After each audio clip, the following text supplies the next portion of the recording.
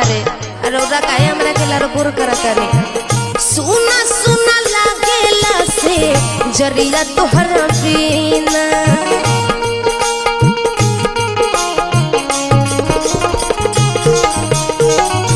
भला ही तू चल जइहो देखे एगो चिन्हा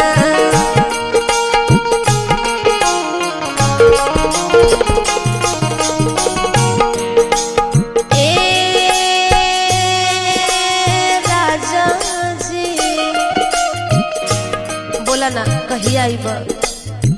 सुना सुना लागेला से जरिया तोहर बिना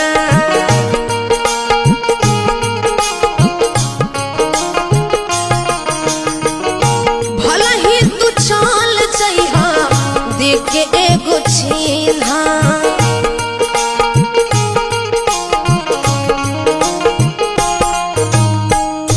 बात बुझे के बाद हाँ संजय भैया कैसे बन के तो गौतम आजा राजा जी हरदम जे रहबा बंगलोर त होई बलरा और राजा जी हरदम जे रहबा